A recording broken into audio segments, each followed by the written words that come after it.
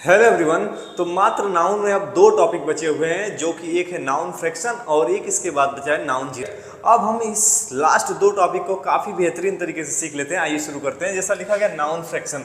Noun fraction काफ़ी आसान topic है, इसको सीखना बेहद ही आसान है। कैसे लिखा गया कि ऐसे आपने लिख दिया 1/3 हिंदी में आप ऐसे बोल देते हैं। इसको इंग्लिश में हम लोग कैसे लिखेंगे ये हमें जानना है। तो क्या आपको आइडिया है कि इंग्लिश में इसे कैसे लिखते हैं? तो बताइएगा।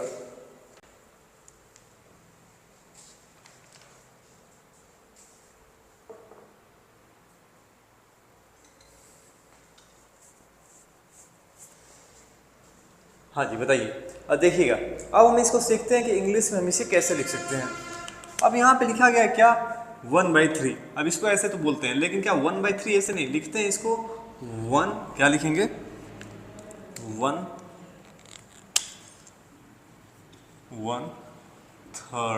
क्या लिखेंगे 1/3 सिंपल, क्योंकि सिंगुलर है 1/3 एक ही थर्ड है। क्योंकि अगर हम देखें तो किसी चीज़ का बता रहा है 3 का एक हिस्सा यानी 1/3, लेकिन इसको लिखने का तरीका थोड़ा सा चेंज होगा। मतलब कोई चीज़ 3 है, कोई चीज़ कितनी है 3, और उसमें से क्या है 2 या तो रंगा हुआ है या तो नहीं रंगा हुआ है। तो उसको हम कैसे लिखेंगे, हम लिखेंगे 2। अब लिखना पड़ेगा थर्ड्स। क्या लिखना पड़ेगा थर्ड्स। क्यों?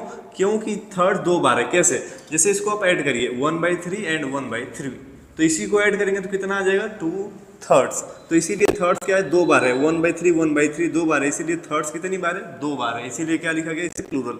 वैसे 5 यहाँ आप लिखा है 5, तो ये भी क्या है कि आप 5 बार ऐड कर देंगे 1/3 ऐसे करके 5 बार टोटल, तो आपको ये नंबर मिल जाएगा। तो लिखना है 5 थर्ड्स। क्या लिख देना है 5 थर्ड्स।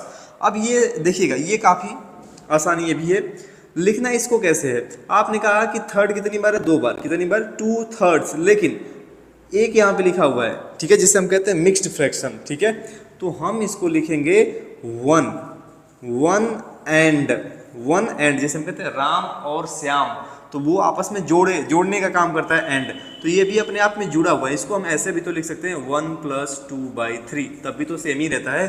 तो लिखेंगे 1 एंड क्या 2 थर्ड्स,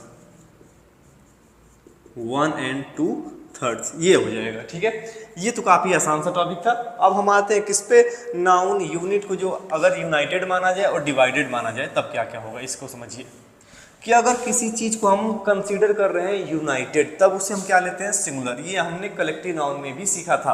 अगर हम डिवाइडेड सेंस में ले रहे हैं तो उसे हम कहते हैं क्या प्लूरल। ठीक है, अब देखिए कैसे, हाइट हो गई, वेट, डिस्टेंस, अमाउंट, राइट, कुछ भी आप जैसे डिस्टेंस ही यहाँ पे ले लीजिए 5 मील्स यानी कि 5 मील्स, राइट। क्या इज यार, तो आप कहेंगे कि क्या आना चाहिए इज यार नॉट अ लॉन्ग डिस्टेंस, बहुत बड़ी डिस्टेंस नहीं है। मतलब यहाँ से अगर यहाँ तक 5 मील है तो मैं पूरे की एक साथ बात कर रहा हूँ।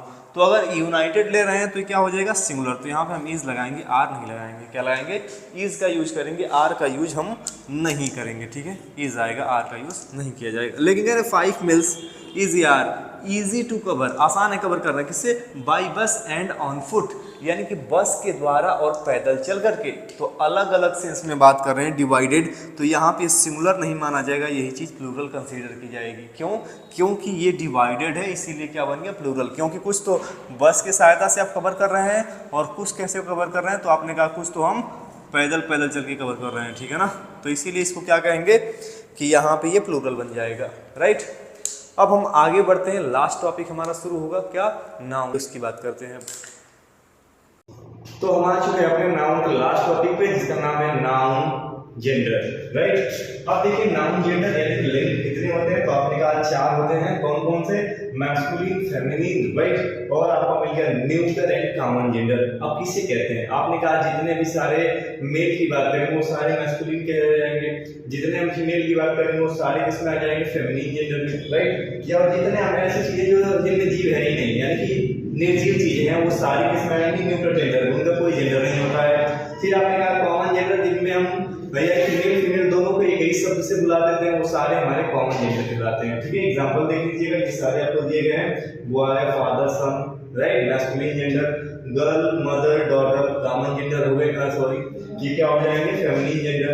और बात करें जैसे न्यूट्रल, नॉन लिविंग थिंग्स, जैसे चेयर, राइट, मार्कर, ठीक है, और ऐसा शर्ट, ऐसा कुछ भी आपको जो दिख रहा है, तो ये सब क्या है, थिंग्स हैं, इनमें कोई जेंडर नहीं होता, इसीलिए इनको क्या बोलेंगे, न्यूट्रल जेंडर। कॉमन जेंडर जैसे स्टूडेंट, लड़का भी हो सकता है, लड़की भी हो सकती है, वैसे टीचर मैम भी हो सकती हैं, राइट। और उसमें आप क्या कहेंगे, तो ये टीचर क्या है अपने आप में, ये भी किस में आ जाएगा, आपका कॉमन जेंडर। डॉक्टर तो कोई मेल फीमेल दोनों डॉक्टर बन सकते हैं, टीचर भी मेल और फीमेल हो सकते हैं। तो इस तरीके से काफी आसान सा टॉपिक है, लेकिन ये कठिन काम नहीं था इसको सीखना। कठिन काम ये होता है कि किस तरीके से हम कॉमन जेंडर के लिए कौन सा प्रोनाउन यूज करेंगे, जो कि हम सीखेंगे अब आगे। और हमारा अगला टॉपिक स्टार्ट होगा एक्सरसाइज के बाद, जिसका नाम है प्रोनाउन। तो आज की क्लास बस यहीं तक, और फिर उसके बाद हमें एक्सरसाइज स्टार्ट करनी होगी, जो कि इसकी एक्सरसाइज लाइव कराई जाएगी, और बाकी क्लासेस आपको आगे प्रोनाउन की मिलेंगी, ठीक है।